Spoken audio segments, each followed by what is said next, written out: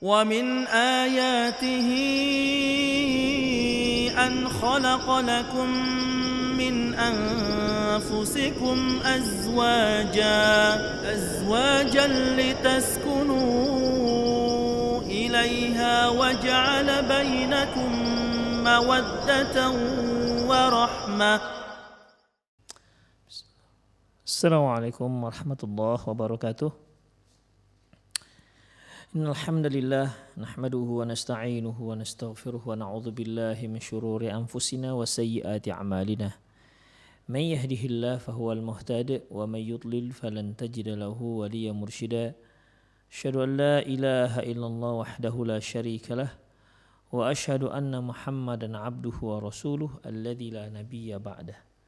Wa qala Allah subhanahu wa ta'ala ya ayyuhalladzina amanu taqullaha haqqa tuqatih wa la tamutunna illa wa antum muslimun. Ya ayyuhalladzina amanu taqullaha wa qulu qawlan sadida yuslih lakum a'malakum wa yaghfir lakum dhunubakum wa man yuti'illaha wa rasulahu faqad faza fawzan 'azima. Ya ayyuhan nasu taqu rabbakumul ladzi khalaqakum min nafsin wahidah wa khalaqa minha zawjaha wa batha minhuma rijalan katsiran wa nisaa'a wattaqullaha alladzi tasaaluna bihi wal arham innallaha kana 'alaikum raqiba. Amma ba'du, nastaqal hadithi kitabullah wa khairal hadi hadi Muhammad sallallahu alaihi wasallam wa syarrul umur muhdatsatuha wa kullu muhdatsatin bid'ah wa kullu bid'atin dhalalah wa kullu dhalalatin finnar. Ma'asyiral muslimin rahimani Allah wa iyyakum. Alhamdulillah kita kembali bersua di serial klinik pernikahan. Kita masih berada di nasihat yang ke-18, yaitu bagaimana cara istri bersikap di saat suami yang sedang marah. Kita sudah bicarakan 6 poin tentang masalah ini. Kemudian ikhwah, apa faedahnya apabila seorang istri bersikap sebagaimana yang telah kita bahas di kajian yang lalu? Apa keuntungan yang bisa diraih oleh sang istri dengan sikap-sikap seperti itu? Yang pertama yaitu al-fauzu bi ta'yidi junudir rahman, di mana dia akan diberi dukungan, pertolongan. Allah Subhanahu wa taala akan memberi dia pertolongan dengan mengirimkan tentara-tentara Allah Subhanahu wa taala. Kama thabata 'anin Nabi sallallahu alaihi wasallam, sebagaimana hadis yang sahih dari Rasulullah sallallahu alaihi wasallam, annahu lamma qala lahu rajulun, ketika seorang laki-laki berkata kepada beliau, ya Rasulullah, inna li qarabah, ya Rasulullah, saya punya kerabat, family, asiluhum wa yuqatti'unani asiluhum wa yaqta'unani, aku menyambung silaturahmi dengan mereka, tapi malah mereka memutuskan tali tersebut. Sebagaimana yang kita ketahui bahwasanya menyambung silaturahmi merupakan salah satu kewajiban ya bagi setiap kaum muslimin, dan yang memutuskannya merupakan salah satu dosa besar. Kalau kita lihat di kitab Al-Kabair yang ditulis oleh Imam Adz-Dzahabi, maka pemutus tali silaturahmi termasuk salah satu dosa besar. Seorang anak memutuskan silaturahminya dengan ayahnya. Namun sebelumnya perlu kita ketahui, yang dikatakan silaturahmi yaitu silah menyambung rahim, yaitu yang ada hubungan rahim dengan kita, yang ada hubungan kekerabatan dengan kita. Itu dia, bukan antara teman dengan teman. Ketika kita ketika kita berkunjung ke teman kita, ya mungkin teman sekelas atau teman kuliah atau sejawat, yang dia bukan kerabat kita, kita berkunjung itu tidak dikatakan dalam kategori silaturahmi menurut istilah orang Arab dan menurut istilah syar'i. Yang seorang itu kalau dia mengunjungi paman, itu baru dia sedang menyambung silaturahmi.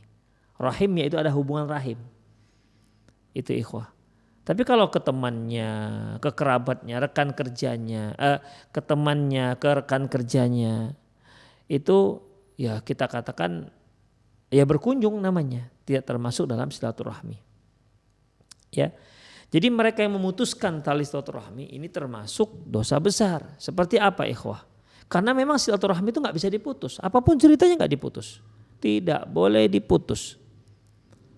Ya, tidak boleh diputus. Bahkan kalaupun kerabat kita itu orang kafir, tidak boleh diputus kecuali kalau dia memusuhi kaum muslimin. Ya, kecuali kalau dia memusuhi kaum muslimin. Kalau dia memusuhi kaum muslimin boleh kita putus. Ya, boleh kita putus. La yanhaakumullahu 'anil ladzina lam yuqatilukum fid dini wa lam yukhrijukum min diyarikum an tabarruhum wa tuqsitu ilaihim. Allah enggak melarang kalian bersikap adil, bersikap baik terhadap orang-orang kafir yang tidak memerangi kalian dan yang tidak mengusir kalian dari kampung kalian. Innama yanhaakumullahu 'anil ladzina qatalukum fid dini wa akhrajukum min diyarikum. Yang Allah larang itu adalah mereka-mereka yang mengusir kalian, yang memerangi kalian karena agama kalian dan yang mengusir kalian dari kampung kalian. Itu yang dilarang oleh Allah Subhanahu wa taala. Jadi silaturahmi itu enggak bisa diputus, tak boleh diputus antara ayah dengan anak. Enggak bisa diputus, enggak bisa dikatakan aku tak akui kamu sebagai anakku, kita putus. Dosa besar, enggak bisa. Makanya kalaupun dia katakan saya putus, kamu enggak saya akui sebagai anak, meninggal si orang tua yang dia telah mengatakan tidak lagi mengakui anaknya sebagai anak, meninggal orang tua, anak yang tak diakui tadi, ya mungkin dikarenakan satu hal, ya itu tetap dapat warisan karena enggak bisa diputus. Ya, karena tidak dapat diputus. Anak misalnya jengkel, mungkin karena apa ya? Ya karena mungkin karena kedurhakaannya. Dia kata enggak, saya akui bapak sebagai orang tua saya. Meninggal si anak, tetap orang tua dapat warisan kalau memang si anak meninggal duluan. Jadi yang namanya warisan, yang namanya silaturahmi, tali rahim itu enggak bisa diputus selamanya. Ya, tidak bisa diputus selamanya. Demikian. Bahkan kalaupun orang tua ada seorang yang kafir misalnya, maka tidak bisa diputus. Itulah ikhwah, a'azzani Allahu wa iyyakum. Jadi di sini laki-laki ini datang kepada Rasulullah SAW mengeluhkan hal ini. Ya Rasulullah, innali qarabah. Ya Rasulullah, saya punya kerabat. Asiluhum wa yaqta'unani. Aku sambung silaturahmiku dengan dia. Ya dengan cara apakah kita datangi atau apa kita berbagi kebaikan dengan dia gitu ya. Wa yaqta'unani, tapi dia malah memutus silaturahmi denganku. Jadi sesuatu yang baik mereka balas dengan keburukan. Wa uhsinu ilaihim wa yusi'una ilayya. Aku bersikap baik dengan mereka, berbuat baik dengan mereka, tapi malah mereka timpali, mereka balas dengan keburukan. Wa ahlumu anhum wa yajhaluna alayya. Aku santun kepada mereka tapi mereka tak santun kepadaku. Ini bagaimana ya Rasulullah? Artinya seolah sang sahabat ini bertanya, terus apa yang harus aku lakukan? Aku sudah berbuat baik kepada mereka. Aku sudah sambung tali silaturahmi. Aku sudah bersikap baik kepada mereka. Aku sudah bersikap santun kepada mereka. Tapi malah mereka menimpali, membalasnya dengan sikap yang kebalikan. Bukan dengan sikap yang sama. Ya. Jadi dia juga merasa heran kok bisa seperti ini. Lantas yang ditanyakan sahabat tadi, terus apa yang harus aku lakukan dengan kerabatku yang seperti ini? Faqala lahun nabiyyu sallallahu alaihi wasallam, lantas Nabi sallallahu alaihi wasallam bersabda, la in kunta kama qulta, apabila memang benar apa yang kamu katakan, yaitu kamu menyambung silaturahmi, mereka malah memutuskannya. Kamu berbuat baik kepada mereka, malah mereka balas dengan keburukan. Kamu santunkan mereka, malah mereka balas dengan kekasaran. Jika memang itu benar yang kamu lakukan, faka'annama tusiffuhum al-mallah. Berarti kamu seperti sudah menyuapi kerikil panas. Berarti kamu sudah menyuapi mereka kerikil panas. Wala yazalu ma'aka minallahi dhahirun alaihim ma dumta ala dzalik. Dan sesungguhnya pertolongan Allah akan senantiasa turun buatmu selama engkau bersikap demikian. Artinya tetap dibalas kebaikan. Tetap mereka berbuat buruk, balas dengan kebaikan. Ini ikhwah. Ini satu hal yang memang satu hal yang memang gak mudah. Kalau ngomong memang mudah. Bayangkan orang bersikap buruk dengan kita, kita balas dengan kebaikan. Kita balas dengan kebaikan. Demikian ikhwah. Seperti ini tadi, dia menyambung silaturahmi, malah mereka memutusnya. Itu dia. Dan sebenarnya yang dikatakan orang yang menyambung silaturahmi, ya, bukan yang silaturahminya itu memang sudah tersambung, enggak. Tapi malah yang memutus, dia yang menyambung. Itu baru dikatakan menyambung silaturahmi. Sebagaimana sabda Rasulullah SAW, laisal wasil bil mukafi. Tidaklah yang dikatakan orang yang menyambung, ya, yang menyambung, yaitu yang sudah ada, yang sudah tersambung. Ya, betul juga ya. Tidaklah dikatakan orang yang menyambung, yang sudah tersambung. Ya, ibaratnya kalau tali, ikhwah, kalau tali. Kita menyambung tali. Kapan seorang dikatakan menyambung tali? Ketika tali itu putus. Tapi kalau tali tersebut tidak putus, ada bahasa kita menyambung? Kan tidak ada. Ini tali seutas tali, utuh, tidak putus. Kemudian kita katakan, saya sudah menyambung tali ini. Orang-orang akan bertanya, mana bukti kamu sudah menyambung? Karena dia akan cari di mana tempat putusnya. Itu dia. Makanya kata beliau sallallahu alaihi wasallam, laisal wasil bil mukafai. Yang dikatakan menyambung itu yaitu bukanlah orang yang sesuatu yang sudah tersambung.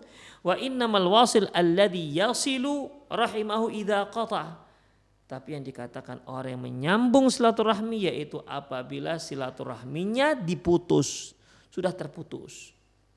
Demikian. Misalnya dia punya abang kandung, ini kan hubungan rahim. Ya. Abang kandungnya sudah lama tidak kepingin berjumpa dengan dia. Mungkin dikarenakan satu masalah atau mungkin satu pertengkaran atau orang abangnya tersinggung atau apalah yang penyebabnya sehingga si abang tidak mau lagi berhubungan dengan adiknya, tidak mau lagi berkomunikasi dengan adiknya, apapun tidak ada, putus. Maka si adik yang nyambung silaturahminya.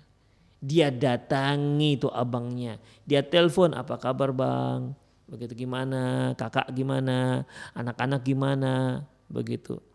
Ya. Berkunjung ke rumah si abang. Demikian, itu namanya menyambung.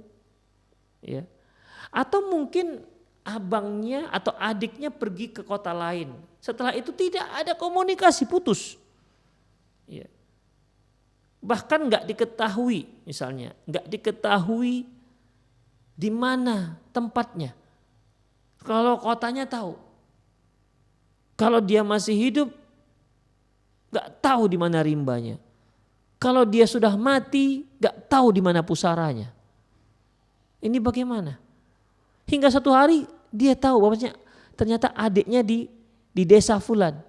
Dia buru-buru bertanya, mencari, dapatlah adiknya ketemu yang sudah lama tidak ada komunikasi, mungkin sudah 20 tahun atau 30 tahun.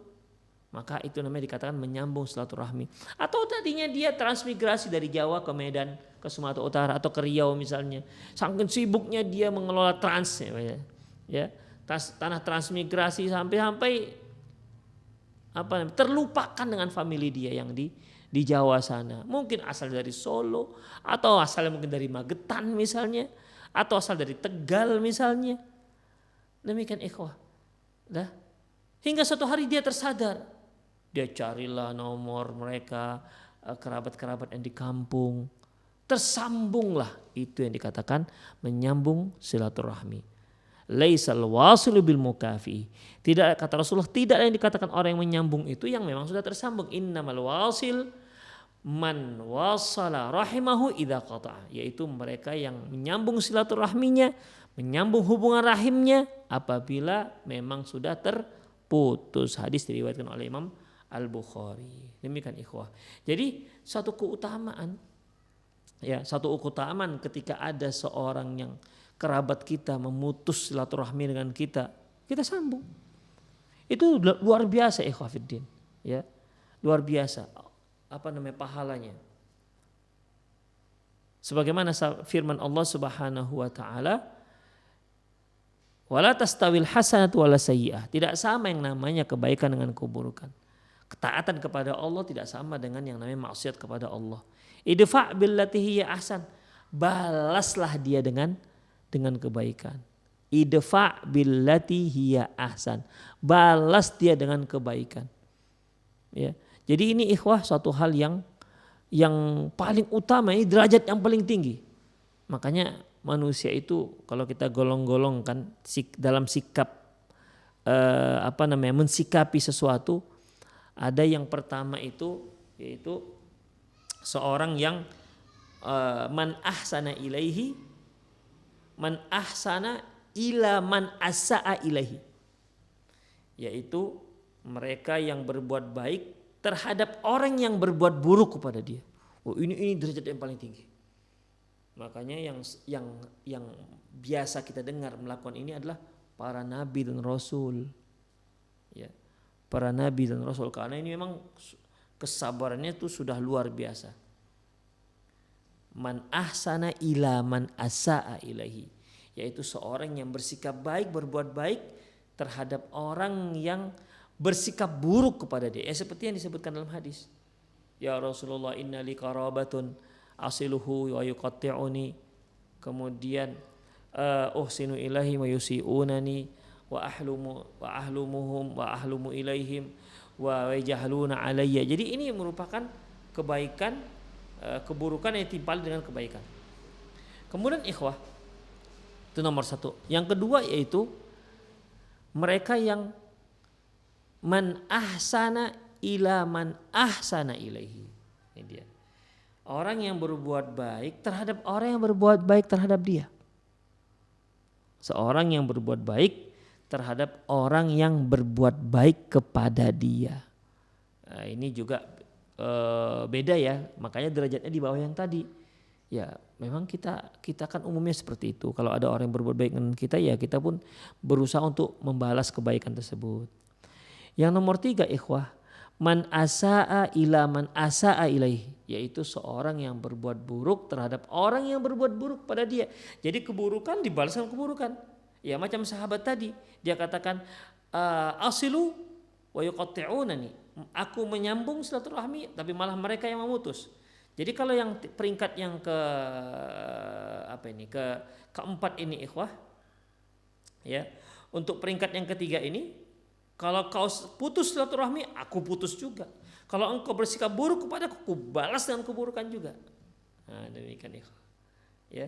Jadi ini yang ketiga, man asa'a ila man asa'a ilaih, yaitu mereka yang mereka yang bersikap buruk terhadap orang yang bersikap buruk kepada dia. Tapi di atas ini ada satu hal lagi ikhwatiddin, ya, yaitu mereka yang al-mu'rid anil isaah, al-i'rad an man asa ilaihi, orang yang berpaling terhadap orang yang berbuat buruk kepada dia. Orang yang berpaling terhadap orang yang berbuat buruk kepada dia. Ya seperti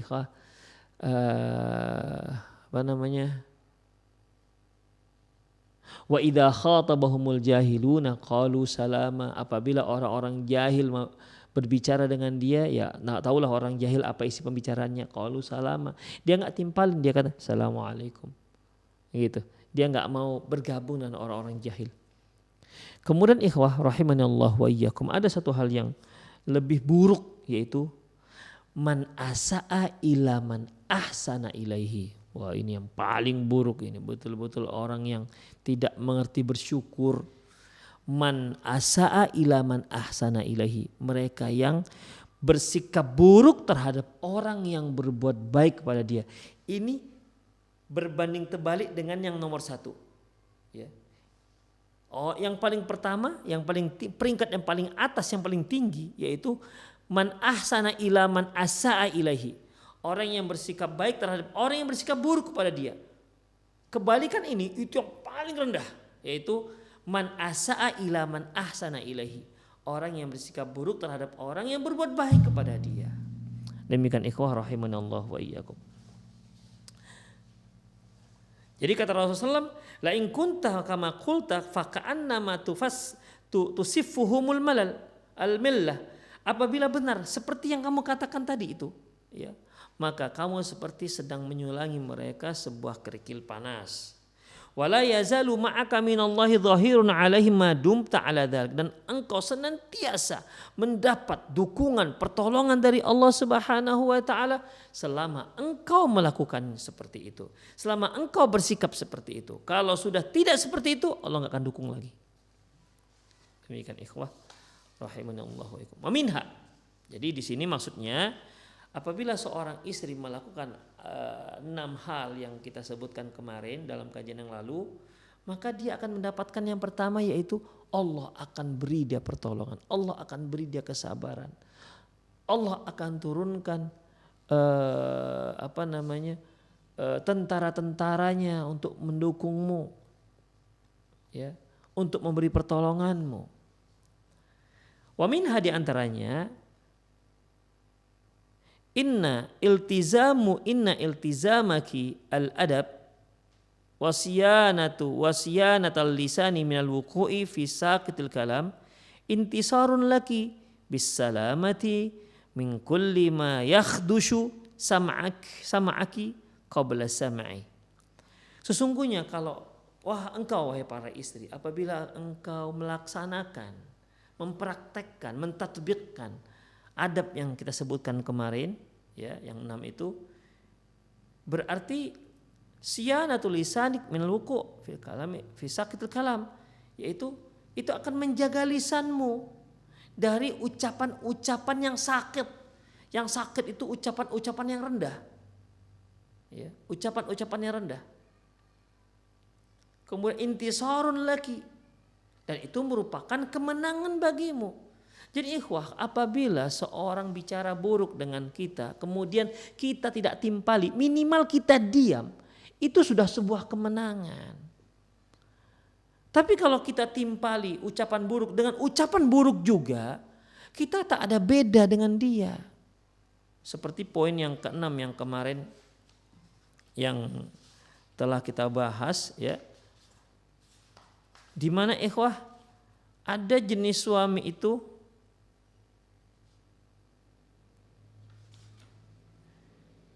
di mana dia mencaci maki sang istri, ya, mencaci maki sang istri, maka istri tidak usah menimpali dengan hal yang sama, ya, tidak usah menimpali hal yang sama. Demikian ikhwah, karena kalau suami mencaci, istri membalas dengan makian, cercaan, maka sesungguhnya tidak beda si istri dengan sang suami. Jadi gimana? Minimal diam. Minimal diam, udah dengarkan saja. Amsiki nafsaki. Jaga dirimu. Tahan dirimu. Ya, kendalikan amarahmu. Jangan marahnya suami ditimpali dengan kemarahan juga. Jadi apabila kamu melakukan adab yang lalu itu berarti kamu telah menjaga lisanmu dari ucapan-ucapan yang buruk. Kita ketahui ikhwatiddin sebagaimana hadis yang telah kita bacakan di kajian-kajian lalu bahwasanya Rasulullah sallallahu alaihi wasallam pernah bersabda, aktsarudz dzunubal 'abdi min lisanihi. Sesungguhnya dosa seorang hamba yang paling banyak itu dari lisannya. Ya. Dari lisannya. Mu'adz bin Jabal radhiyallahu anhu pernah berkata, "Ya Rasulullah, a'inna la mu'akhidhu bima natakallami bihi?" Ya Rasulullah, apakah kami akan dihukum akibat apa yang kami ucapkan? Apa kata Rasulullah? "Thaqulat ka ummuk." Kamu ini bagaimana sih? Hal yakubbun nas ala manakhirihim. Bukankah hal yakubbun nas finnari ala manakhirihim illa an hasaidi alsinatihim? Bukankah banyak orang-orang yang ditelungkupkan ke dalam api neraka itu gara-gara ulah lisannya, ucapannya? Kata Rasulullah SAW, ini bukan pertanyaan, ini pertanyaan ingkari, pertanyaan penetapan. Yang menetapkan bahwasanya banyak orang-orang itu masuk neraka gara-gara lisan. Demikian ikhwah. Jadi dengan seorang istri dia mengikuti ataupun melaksanakan apa yang telah kita bicarakan pada kajian-kajian lalu, dia berarti telah menjaga lisannya dari ucapan-ucapan buruk. Bisalamati, dengan dan karena dia telah terhindar dari sesuatu yang bisa menyakiti telinganya, pendengarannya, dan sebelum pendengaran suaminya. Wa yahduki fi dzalika qaul syair, dan ucapan penyair berikut akan menuntunmu, di mana dia mengatakan, yukhatibuni safih bi kulli kubhin, orang bodoh telah berbicara kepadaku, telah berbicara kepadaku bi kulli kubhin, dengan berbagai macam cercaan-cercaan dan keburukan. Fa akrahu an akuna lahu mujiban, dan aku tidak mau menanggapinya. Aku benci menanggapinya. Mengapa? Ikhwafiddin. Ya kalau ucapan bodoh nggak boleh kita tanggapi. Ya, nggak boleh kita balas. Ada orang datang ke hadapan kita, kemudian dia maki-maki kita. Dia katakan kamu monyet. Kemudian kita balik mengatakan kamu juga monyet. Apa bedanya dia dengan kita? Ya, apa beda dengan kita? Demikian, tidak boleh kita lawan, biarkan saja. Itu ucapan bodoh. Ya. Orang Arab bilang itu ucapan qaulul ahmak, ucapan orang-orang yang bodoh. Sudah jelas di hadapannya manusia dibilang monyet. Demikian ikhwah. Ya. Kemudian yazidu safahatan wa azidu hulman. Dia akan bertambah bodoh dan saya akan bertambah santun. Lah iya. Ya, lah iya. Makanya kalau kita lihat ada orang memulai pertengkaran, akhirnya suami istri bertengkar, sama-sama saling mencerca, mencela, ya, mengeluarkan aib kesalahan masing-masing, itu teriak-teriak. Orang mendengar, coba perhatikan, dalam hati mereka tuh tanya siapa sebenarnya yang benar, karena zohirnya dua-dua sama-sama garang, dua-dua sama-sama mengucapkan ucapan-ucapan yang buruk. Orang akan kata sama aja suami istri nggak ada yang beres, begitu kan? Sama aja itu suami istri nggak ada yang beres, begitu ikhwah. Kenapa? Dua-dua berbuat hal yang sama. Yang satu mencaci, yang satu memaki, yang satu mengucapkan kesalahan, yang si istri juga begitu menimpali hal yang sama, ya sama aja. Makanya bagi kita orang yang soleh, orang yang cerdas, jangan timpali kebodohan dengan kebodohan, maka engkau akan menjadi orang yang bodoh sama seperti dia. Demikian. Makanya kan Imam Asy-Syafi'i pernah berkata, aku tak pernah menang kalau berdebat dengan orang bodoh. Ya. Aku tak pernah menang berdebat dengan orang bodoh. Ya memang benar ikhwah. Ya. Karena orang yang bodoh itu tidak punya standar.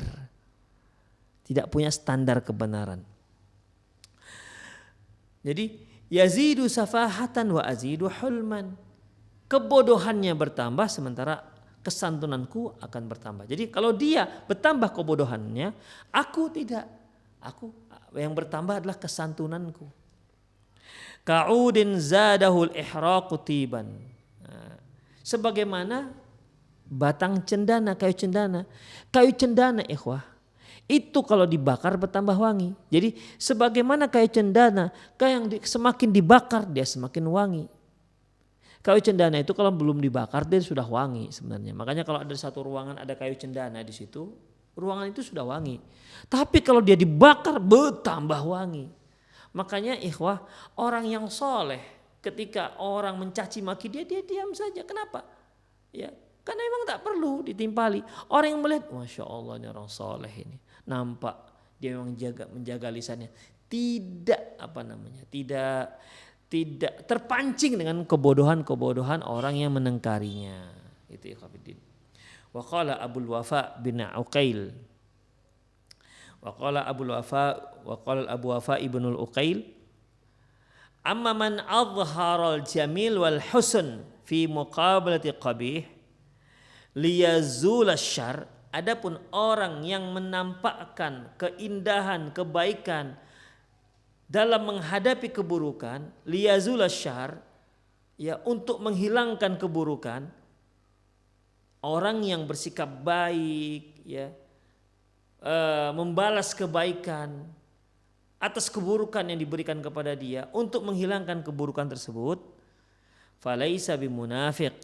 Orang seperti ini bukan dikatakan orang munafik, ya, walakinnahu yastaslih, tapi dia sedang memperbaiki, ya, sedang memperbaiki. Demikian. Ala tasma'u ila qaulihi subhanahu wa ta'ala, tidakkah engkau mendengar ucapan ataupun firman Allah Subhanahu wa ta'ala, fa idzal ladzi bainaka wa bainahu adawatun ka'annahu waliyyun hamim. Apabila di antaramu dan di antara dia ada permusuhan, ka'annahu waliyyun hamim, kamu bersikap seolah kamu ada teman yang sangat dekat padahal musuh. Bayangkan. Jadi dia tahu orang ini memusuhi dia, tapi dia tetap bersikap seolah dia ada teman yang dekat. Demikian ikhwah. Atau dia tahu ini musuh dia yang sewaktu-waktu ketika dia lengah bisa mencelakakan dia, tapi dia tetap bersikap baik terhadap si musuhnya tersebut. Demikian ikhwah. Ya, ini sama seperti yang kita katakan tadi, ya, peringkat yang pertama, man ahsana ila man asaa ilahi, yaitu orang yang bersikap baik terhadap orang yang bersikap buruk kepada dia. Itu dia. Makanya Allah Subhanahu wa taala menyambung ayat ini, ya, fa idzal ladzi bainaka wa bainahu adawatun ka'annahu waliyyun hamim. Apabila di antara kamu dan antara dia itu ada permusuhan, maka seolah-olah kamu adalah orang yang paling dekat dengan dia, teman yang paling dekat dengan dia. Apa kata Allah? Wa ma yulaqaha illa alladzina sabaru wa ma yulaqaha illa dzu hadzin azim. Dan tidak ada yang bisa mendapatkan ini kecuali orang-orang yang sabar. Ya. Kecuali orang-orang yang sabar. Yang enggak sabar enggak bisa. Wa ma yulaqaha illa dzu hadzin azim. Tidak ada yang bisa mendapatkan ini kecuali orang-orang yang mendapatkan keuntungan yang banyak. Demikian ikhwah. Ya, sebagaimana yang kita bahas kemarin bahwasanya istri menahan diri padahal dia sebenarnya bisa untuk marah, bisa mengungkapkan amarahnya, tapi dia tahan jangan sampai dia marah. Dia diam jangan sampai dia bicara mengeluarkan ucapan-ucapan yang tidak layak didengar oleh sang suami. Ini adalah orang-orang yang sabar, para istri yang sabar. Demikian. Makanya wajar kalau Allah Subhanahu wa taala mengatakan innama yuwaffas sabiruna ajruhum bighairi hisab, sesungguhnya Allah akan memberi pahala terhadap orang-orang yang sabar bighairi hisab, dengan tanpa batas. Wajar kalau Rasulullah sallallahu alaihi wasallam mengatakan laisa syadidu bisur'ati innamas syadidu innamas syadidu man amlaka nafsahu indal ghadab. Ya. Tidaklah orang yang dikatakan kuat adalah orang yang menang dalam bergulat. Sesungguhnya innamas syadidu man yamliku nafsahu indal ghadab, yang dikatakan orang yang kuat adalah orang yang sanggup menahan diri, mengendalikan dirinya ketika dia sudah pantas untuk marah. Demikian ikhwah fiddin. Dan ini adalah kriteria ataupun karakter orang-orang yang sabar. Yang nggak sabar nggak dapat. Wa ma yulaqqaha. Tidak ada yang bisa melakukan ini. Illal ladzina sabaru, kecuali orang-orang yang sabar. Baik. Fahada iktisabun istimalah, iktisabul istimalati. Ini adalah upaya untuk menarik simpati sang suami. Wadaf'u adawa, untuk menghilangkan ataupun mencegah permusuhan antara suami dan istri. Wa itfa'u liniranil haqa'id, dan untuk memadamkan api kedengkian. Wastimna'ul wuddi wal islah, dan untuk menumbuhkan cinta dan kasih sayang. Ya. Wa islahul aqaidi, dan meluruskan keyakinan. Artinya meluruskan keyakinan, meluruskan pandangan sang suami terhadap sang istri. Fahadha tibbul mawadat waqtisabur rijal. Ini merupakan obat cinta, obat untuk menumbuhkan rasa cinta dan untuk mendapatkan perhatian dari sang laki-laki. Fa'alaiki bil hulmi bimisli hadzal mawatin fa inna awaidahu 'azimatun. Wahai para istri, hendaklah kamu tetap santun, menjaga diri, sabar dalam kondisi-kondisi seperti ini, yaitu ketika si suami sedang marah. Fa inna awaidahu 'azimatun, sungguh hasilnya sangat besar. Ya, sungguh hasilnya sangat bagus. Qala Ibnu Muflih fil adabi syar'iyyah, berkata Ibnu Muflih dalam kitab beliau Adab Syar'iyyah, qala Ali bin Abi Thalib radhiyallahu anhu, Ali bin Abi Thalib berkata radhiyallahu anhu, innama ya'riful huluma sa'atul ghadab. Untuk mengetahui orang itu sabar dan tidak sabar, orang itu santun dan tidak santun, lihat ketika dia sedang marah. Itu dia. Lihat ketika dia sedang marah. Makanya kalau ada orang yang kita lihat kok bagus orangnya, terkadang membuat kita terkejut ketika dia sedang marah. Di luar dugaan kita dia mengucapkan ucapan-ucapan yang kotor. Setahu kita dia orang baik. Tapi ternyata apa yang ada dalam hatinya aslinya akan keluar di saat dia sedang marah. Itu dia. Innama yu'raful hulum sa'atul ghadab. Untuk mengetahui orang yang sabar ataupun orang yang santun, lihat ketika dia sedang marah. Yaqul, seperti dia mengatakan juga, awwalu ghadab junun wa akhiruhu nadam. Beliau juga mengatakan orang yang marah itu awalnya itu seperti orang gila. Wa akhiruhu an-nadam, tapi berakhir dengan penyesalan. Berapa banyak ikhwah para suami marah-marah dengan istri, ya. Marah-marah enggak tahu lagi juntrungannya, ucapannya semua diucapkan apa yang dia ingat tanpa difilter. Akhirnya dengan tanpa mikir-mikir dia katakan, aku talak kamu, talak 3. Berapa banyak yang nyesal setelah itu? Nyesal, menangis. Gara-gara apa ini ikhwafiddin? Gara-gara apa? Gara-gara dia marah. Demikian ikhwah. Gara-gara dia marah. Ya, tapi akhirnya nggak bisa, tetap harus jatuh. Makanya benar orang yang mengatakan orang yang marah-marah, ya, itu seperti orang gila. Cobalah sekali-sekali minta ke teman, nanti kalau saya marah-marah tolong divideokan ya. Coba. Kalau enggak Anda melihatnya pun mengerikan. Anda membuat ngeri diri Anda sendiri ketika Anda melihat video Anda sedang marah. Itu ikhwah. Benar apa yang dikatakan? Ya, bahwasanya awal ghadab al-junun wa akhiruhun nadam. Tapi berakhir dengan penyesalan. Seorang guru marah dengan muridnya, dihukum muridnya, dipukul. Akhirnya sampai berdarah. Setelah melihat darah, menyesal. Itu dia. Seorang ayah marah, dipukul anaknya, patah tangannya. Setelah itu nyesal. Apalagi menyesal? Apalagi faedahnya menyesal?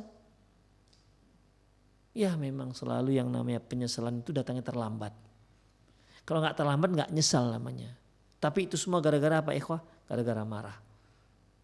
Berapa banyak para suami kalau marah dia membanting pintu, menghancurkan perabot-perabot rumah tangga. Setelah itu dia pun menyesal. Kenapa? Ternyata perabot-perabot rumah tangga yang dia hancurkan, cicilannya belum selesai. Begitu. Dia beli dengan harga yang mahal. Berapa banyak orang yang marah, HP-nya yang mahal dihempaskannya. Setelah hempas berantakan, baru menyesal. Apalagi? Macam orang gila. Makanya kalau ada orang yang punya HP bagus, kemudian dia hempas tiba-tiba, orang akan nanya, ente gila? Gitu kan, ente gila? Ini HP bagus kok dihempas. Begitu. Atau dia akan nanya, ente kenapa? Kok menghempaskan HP? Demikian. Dia pun setelah sadar bahwasanya HP-nya sudah berantakan, baru menyesal. Itu orang gila yang tadi awalnya, gara-gara sebuah kemarahan. Demikian ikhwah. Wala yakumul ghadabu bidzallil i'tidar wa rubbama kana al-'atbu fil ghadab. Dan kemarahan itu tidak akan muncul kalau kita barengi dengan permintaan maaf. Dan wa rubbama kana 'utbu fil ghadab, dan bahkan itu bisa meredakan kemarahan. Wa qila lisya'bi li ayyi syai'in yakunu sari'ul ghadab sari'ul fai'ah wa yakunu bati'ul ghadab bati'ul fai'ah. Seorang bertanya kepada Imam Asy-Sya'bi, ya. Kenapa orang yang cepat marah itu juga cepat redanya, dan orang yang lambat marah lambat juga redanya? Artinya kalau ada orang yang cepat marah itu cepat redanya. Otomatis nanti kalau dia berbuat hal-hal yang merugikan dirinya, cepat nyesalnya. Ada orang yang lambat marahnya, tapi reda amarahnya juga akan lambat. Apa kata Imam Asy-Sya'bi? Qal li'annal ghadabu kannari fa asra'uha wuqudan asra'uha khamudan. Karena amarah itu seperti api. Ya. Api yang cepat menyala, maka dia juga akan cepat padam. Api yang cepat nyala, cepat padam. Misalnya apa ini? Kita bakar kertas tuh. Kan cepat nyala, kemudian cepat padamnya. Ya, tapi coba kita menyalakan api dengan kayu, ya kan? Kita cari pemicunya supaya kayu lama-lama terbakar. Terus apakah cepat padam? Enggak, lambat juga padamnya api yang ada di kayu. Kenapa? Karena lambat menyalanya, lambat juga padamnya. Kertas cepat menyalanya, cepat juga padamnya. Demikian ikhwah rahimani Allah wa iyyakum. Wa min fawaidi iltizamiki al-adab hal ghadabi, di antara faedah kamu melaksanakan, mengingat, mempraktekkan adab yang telah kita bicarakan di saat suami marah tadi, i'tirafuhu laki bil fadli, yaitu dia akan mengakui keistimewaanmu. Itu dia. Suami marah-marah dia diam, iya bang, maafkan awak bang, ya maafkan. Masya Allah, kadang sampai menangis. Suami sudah habis-habisan marah, mencaci maki istri, iya bang, maaf, begitu.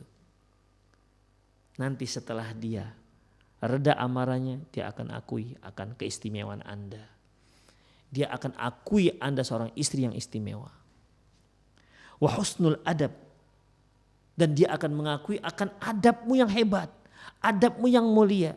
Kapan itu? Ba'da dhihabi isari ghadabi, setelah kemarahannya mereda.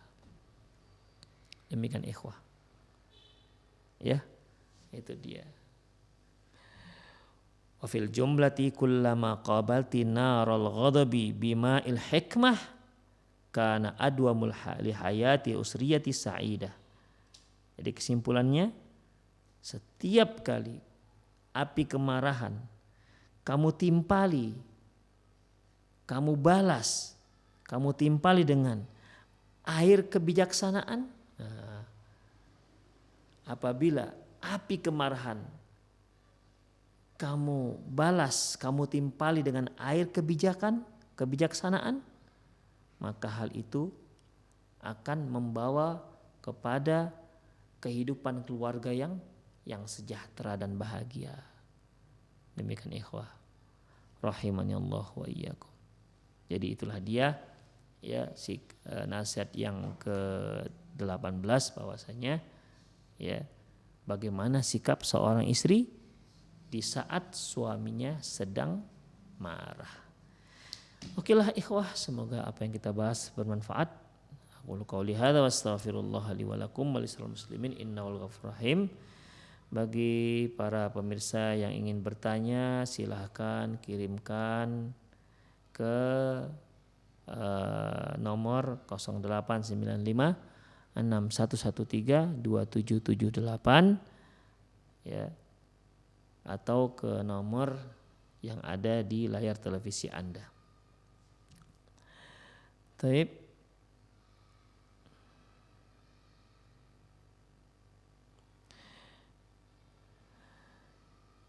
Assalamualaikum warahmatullahi wabarakatuh. Ustadz, ada satu keluarga yang masih sah suami istri. Oke. Namun diam-diam istrinya menceraikan suaminya tanpa sepengetahuan suami. Yaitu si istri yang ngurus semua perceraiannya dengan surat perceraian tiba-tiba datang menyatakan mereka bercerai. Kemudian si istri menikah dengan laki-laki lain dan yang menikahkannya juga orang lain, padahal si istri masih memiliki saudara laki-lakinya. Jadi bagaimana hukumnya Ustadz? Jazakallahu khairan. Wa jazakallah. Ikhwah, seorang perempuan tidak punya hak untuk menceraikan sang suami. Dalam syariat kita, yang berhak menceraikan, menjatuhkan talak itu suami, bukan istri. Ingat itu. Yang berhak menceraikan suami, yang berhak menceraikan itu hanya istri.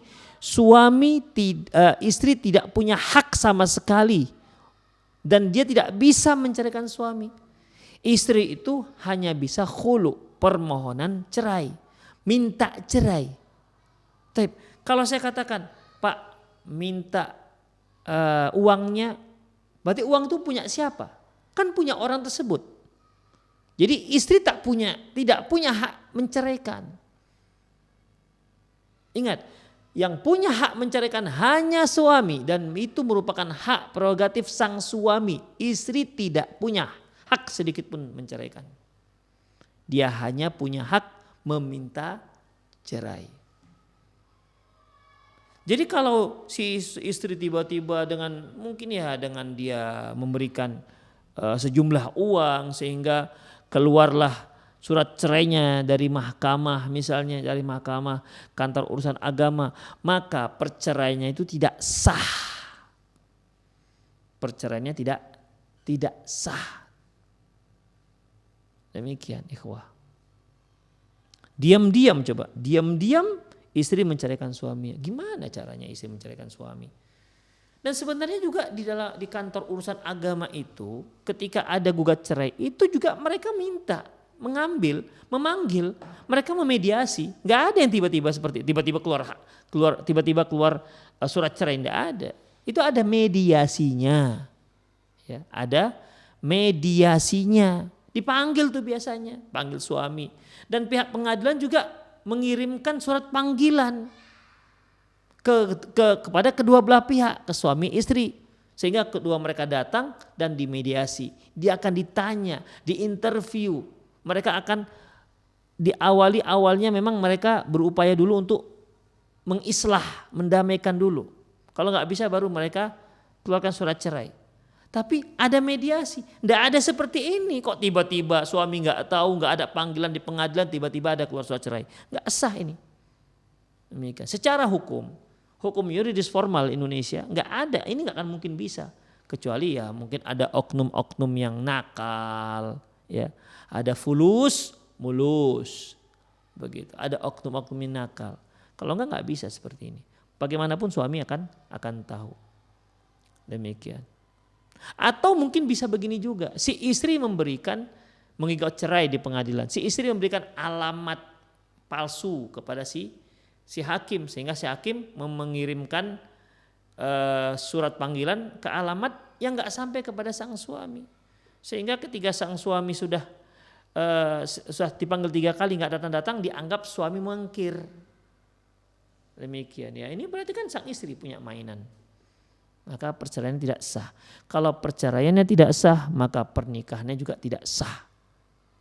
Kalaupun perceraiannya sah, pernikahan seperti ini juga tidak sah. Karena bukan wali. La nikaha illa biwali. Tidak sah pernikahan kecuali dengan wali. Adapun wali hakim itu bagi yang tidak ada punya wali. Ana waliyun liman la waliyalah, kata Rasulullah. Aku adalah wali bagi yang tak punya wali. Bagi yang ingin memperdalam tentang wali nikah, silakan lihat di klinik pranikah. Kita pernah membahas mengenai wali dan tingkatan-tingkatan wali nikah. Siapa yang lebih utama? Demikian. Ya, itulah dia, Allahu a'lam bishawab. Bismillah. Assalamualaikum Ustaz, semoga Allah selalu menjaga Ustaz dan tim. Amin. Afan mau bertanya, anak ingin nazar tapi selalu tertunda karena katanya keluarga si akhwat belum siap, jadi tertunda berminggu-minggu. Kasihan ya ikhwan. Mohon nasihatnya Ustadz, baiknya bagaimana? Soalnya kan kalau memaksakan diri tidak baik juga. Dan mohon nasihatnya juga karena saya agak minder karena masalah harta yang masih seadanya. Jazakallahu khairan. Ikhwah rahimani Allah wa iyyakum. Apabila si akhwat sudah memberikan sinyal, ya, mau dinazor misalnya, ya, maka minta batas waktunya, minta deadline-nya kapan, begitu. Jadi gak tergantung-gantung begitu nasib antum. Ukhti, saya mau nazar. Ya tentu kan dia nanti ada orang ketiga dia atau ada keluarga dia yang ngawani. Oh nanti ya bang ya, gitu. Nantinya kapan? Pertama ya tanya dulu, bersedia nggak saya nazar? Kalau dikatakan bersedia, kapan ya bisa saya nazar? Begitu. Kapan tanya? Bersedia? Iya bersedia. Terus diam, bersedia sampai kapan? Antum menunggunya. Tanya kapan? Bila? Seminggu lagi, 2 minggu lagi, 3 minggu lagi. Jadi waktunya jelas.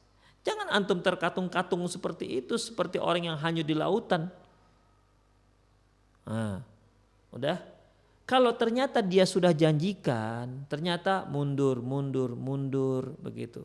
Mundurnya pun tak jelas entah kapan. Aduh, seminggu lagi bang ya. Oke, udah seminggu. Dia tanya lagi, dek, nggak jadi dek. Aduh, sebulan lagi bang ya. Kalau menurut saya tuh mendingan antum ganti aja yang lain. Ya, cari akhwat yang lain, yang lebih cocok, yang antum gak usah minder dengan dia, begitu. Ya, sebenarnya sebagai seorang ikhwan gak usah minder dengan harta yang dia miliki. Coba saja, ya, coba saja. Misalnya ada seorang ingin melamar anak orang kaya, coba aja dilamar, syukur-syukur terima, kalau nggak terima ya sudah selesai, aman ceritanya, begitu. Ya syukur-syukur dia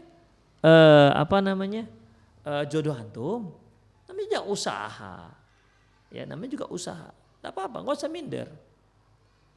Karena kan kita nggak tahu rezeki kita setelah nikah tuh gimana. Banyak loh orang-orang yang setelah menikah tuh rezekinya masya Allah melimpah ruah. Allah mudahkan rezekinya, rezeki istrinya, masya Allah. Jadi nggak usah minder.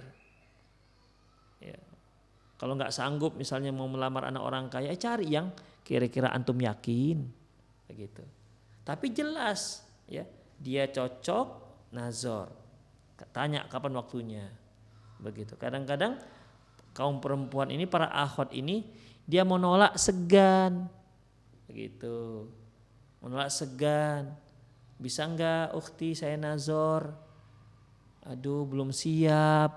Nah, belum siap itu berartinya dia enggak bersedia antum nazor. Artinya dia juga enggak bersedia antum pinang. Gitu. Ya. Jadi itu dia. Udah cari aja yang lain. Ini tanyakan sekali lagi ke akhwatnya. Gimana ukhti? Sudah bisa saya nazor? Tanya lagi, telepon dia lagi. Kalau yang punya teleponnya. Kalau melalui mak comblangnya ada, tanyakan ke mak comblang. Coba tanyakan tuh si akhwat. Kapan saya bisa nazar? Jelaskan kapan waktunya. Kalau masih ngambang juga, carilah yang lain. Kembang tak sekuntum. Masih banyak kuntum-kuntum yang lain. Ya. Dunia ini tak selebar daun kelor. Dunia ini sangat luas. Jumlah perempuan lebih banyak dibandingkan jumlah laki-laki. Jangan khawatir gak kebahagiaan. Kemudian ikhwah rahimani Allah wa iyyakum.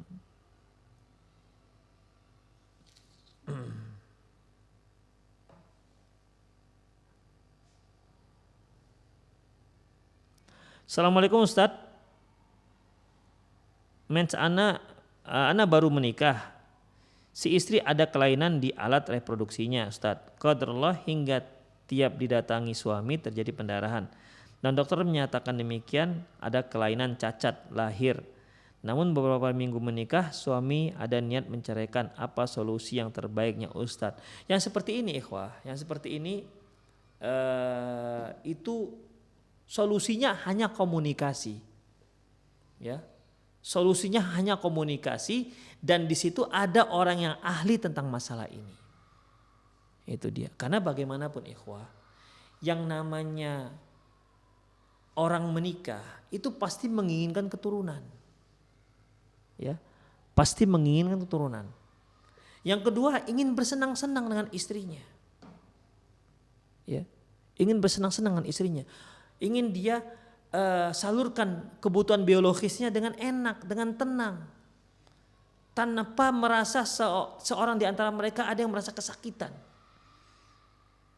Akhirnya nggak nyaman, ya makanya komunikasikan, ya dan di situ ada orang ahlinya. Kalau ternyata yang si ahli mengatakan sepertinya ini kemungkinan besar tidak akan bisa melakukan, nggak boleh lagi melakukan hubungan intim misalnya, nah, berarti kan ini jelas tidak bisa melakukan tujuan daripada pernikahan. Kalau nggak ada bisa melakukan hubungan intim berarti si istri nggak akan bisa hamil. Demikian ikhwah rahimani Allah wa iyyakum. Ya, tapi ada saran saya. Kalau mereka sudah saling sayang, saling cinta, ya sementara mereka juga kepengen punya anak, ada syariat ada memberikan solusi. Jika memang ini sebuah kelainan dan mereka tidak ingin berpisah, ada satu hal lain. Apa itu? Ya, fankihu ma taba lakum minan nisa mathna wa thulatha wa ruba. Nikahi wanita dua yang kamu senangi, 2, 3 dan 4. Menikahlah lagi, berpoligami. Tapi difahamkan dulu sang istri, komunikasi gimana ya Dik ya. Abang kan juga kepingin keturunan begitu. Karena kalaupun mereka bercerai, terus si istri ini kemana nih? Ya. Kalau mereka bercerai, terpisahlah mereka. Terus si istri kemana? Kalau dia menikah lagi dengan orang lain, toh begitu juga kejadiannya. Atau dia mau sendiri tanpa ada suami. Mendingan dia punya suami. Ya, mendingan dia punya suami. Walaupun akhirnya suami menikah lagi. Ya, dia kan juga akan punya anak nantinya.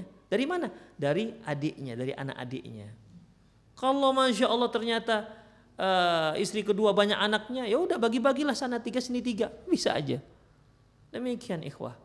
Ketika si istrinya karena di sini nggak bisa hamil mungkin atau gimana, ya komunikasi lah. Intinya itu komunikasi apa jalan keluarnya. Ya. Intinya itu komunikasi apa jalan keluarnya. Dan si istri juga ketika ternyata kalau si dokter mengatakan tidak boleh berhubungan karena ada kelainan, ya. Karena kelainan, kemudian otomatis tidak bisa punya anak. Jadi bagaimana ikhwah? Ya. Berarti kan tinggal tinggal kasih sayang yang tinggal. Ya, tinggal kasih sayang. Ya sudah. Kalau anti, kalau ibu sayang dengan suami ibu, biarkanlah dia menikah lagi. Ya, biarkan dia menikah lagi. Dan kasih sayangnya tetap ada pada ibu. Tidak usah diancam-ancam. Kalau abang nikah lagi, cerai. Memang kalau dicerai, terus ngapain? Ya, terus ngapain? Apakah itu yang terbaik? Kan tidak. Kadang-kadang perempuan ini egonya tinggi. Sudah jelas dia punya kelainan, dia sudah jelas dia tidak bisa memberikan si suami anak, ya. Sudah jelas kalau kelainan ada pada dia tetap ngotot tidak ingin dia dimadu. Ini, ya. Ini sebenarnya jadi masalah. Lebih baik aku menjanda ketimbang aku dimadu, katanya. Ini kan apa namanya ya? Filosofi yang keliru. Demikian. Allahu a'lam bishawab.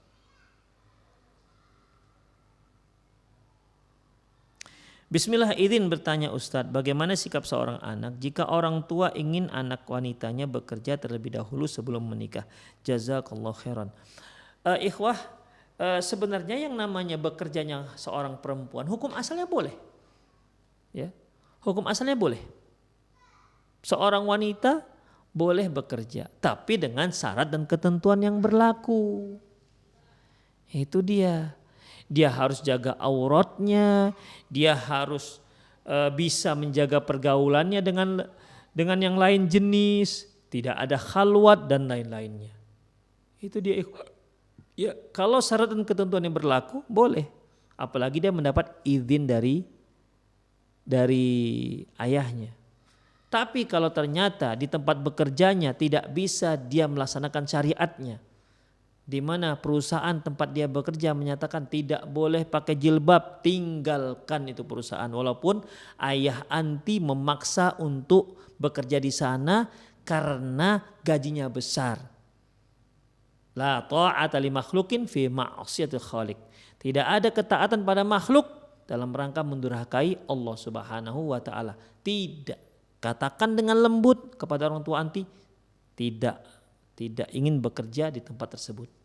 Atau mungkin orang tua si akhwat punya link ke salah satu bank konvensional misalnya, apakah dia sebagai teller atau mungkin dia sebagai direktur cabang misalnya, gajinya cukup besar tapi bank, maka tolak dengan cara yang lembut. Itu ikhwah, ya. Tapi pada intinya boleh dia bekerja, boleh.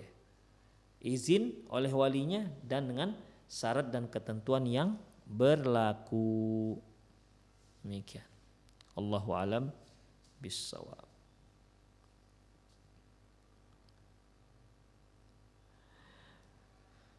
Assalamualaikum. Ustadz, apakah boleh seorang wanita meminta mahar suatu benda, contohnya tafsir Ibnu Katsir kepada calon suami, di mana mahar yang diminta wanita ini karena termotivasi dari mahar seseorang, bolehkah seperti itu Ustadz? Jazakallahu. Boleh, nggak ada masalah, ya, boleh, nggak ada masalah. Selama yang diminta itu maharnya mahar yang ada nilai nominalnya, ya, ada nilai nominalnya. Pernah nggak antum mendengar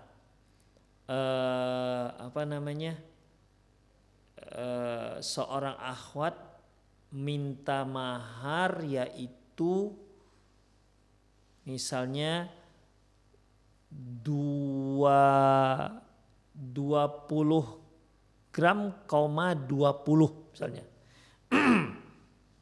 Misalnya begitu ya.